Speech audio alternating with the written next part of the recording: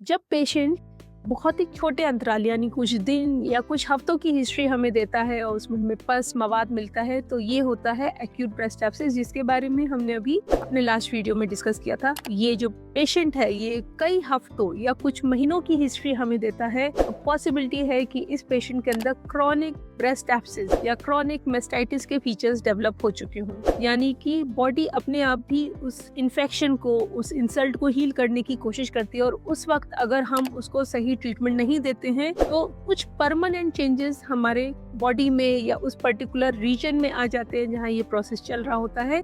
और इस कंडीशन में सिंपल एंटीबायोटिक से कई बार हमारा ट्रीटमेंट नहीं हो पाता है, और जो गंदा एरिया है या जो भी खराब हिस्सा है उसको हमें रिमूव करने की जरूरत पड़ती है। अब ये क्रॉनिक ब्रेस्ट एब्सेस बहुत ही इंटरेस्टिंग कंडीशन है, क्योंकि इसके अंदर बहुत सारी ऐसी बीमारियां हैं जो कि हमें आइडेंटिफाई करनी पड़ती है कि कहीं इस पेशेंट को कुछ और प्रॉब्लम तो नहीं है, जिसमें जो सबसे इम्पोर्टेंट है वो है ट्यूबरकुलोसिस। अब ट्यूबरकुलोसिस जो कंडीशन है ये बॉडी के किसी भी हिस्से में किसी भी पोर्शन को अफेक्ट कर सकती है। इंडिया में हम समझ सकते हैं जिस तरह का हमारा पॉपुलेशन है, जिस तरह से हमारी हाइजीन है, ट्यूबरकुलोसिस बहुत ही कॉमन समस्या है। हमें नहीं पता हमारे बगल में कौन बैठा हुआ है, किसने जिस सीट पे मैं बैठी हुई हूँ उस पे खांसा है या उसने वहाँ पे कुछ स्पिट किया है, तो वो किसी को भी हो सकता है। ब्रेस्ट में बहुत रेयर होता है लेकिन हो सकता है। वो पेशेंट प्रेजेंट करेगा, उसको हल्का फीवर आ सकता है जो शाम के समय बढ़ जाए, कभी कभी खांसी की समस्या हमें मिल सकती है, वजन गिर सकता है, कमजोरी आ सकती है शरीर में बहुत ज्यादा, उसका वेट लॉस की भी हिस्ट्री हो सकती है। ये क्लासिकल सिम्टम्स होते हैं, लेकिन हर मरीज में हमें ये सिम्टम्स नहीं मिलते हैं, तो हमें क्लिनिकल जजमेंट बहुत सारी चीजों को लेके बनाना पड़ता है। हम आइडेंटिफाई करते हैं कि क्या हमें कहीं से कोई कलेक्शन पस मिल सकता है कि नहीं, कोई टिश्यू बायोप्सी हम भेज सकते हैं कि नहीं।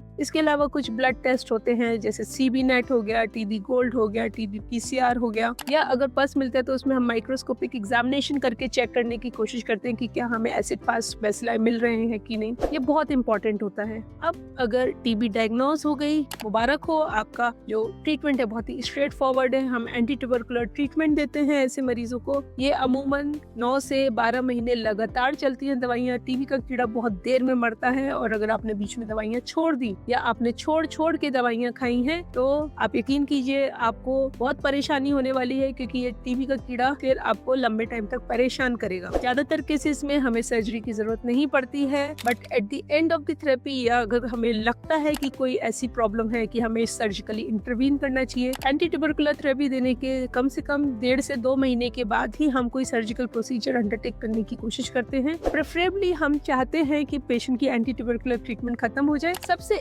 एंड में हम चेक करते हैं कि क्या हमें इसको फर्दर ट्रीटमेंट देने की जरूरत है या कोई सर्जिकल ट्रीटमेंट की जरूरत है कि नहीं। ज्यादातर केसेस में जैसा मैंने कहा सर्जिकल ट्रीटमेंट की जरूरत नहीं पड़ती है, दवाइयों से ही हमारा पूरा ट्रीटमेंट हो जाता है। बट फिर भी अगर जरूरत पड़ती है तो at the end of the therapy फिर हम उस एरिया को रिमूव करते हैं जो कि आगे हमें परेशान कर सकता है। तो फ्रेंड्स, उम्मीद करते हैं आपको ट्यूबरकुलर मेस्टाइटिस से रिलेटेड ये इन्फॉर्मेशन पसंद आई होगी। जानकारी बहुत कुछ है आपको देने के लिए, लेकिन समय का भी पाबंदी है। अब अगर आप जानना चाहते हैं कि ब्रेस्ट में रेडनेस, स्वेलिंग है फिर भी और कौन से दूसरे कारण हो सकते हैं, तो आप हमारा अगला वीडियो देखना बिल्कुल ना भूलें।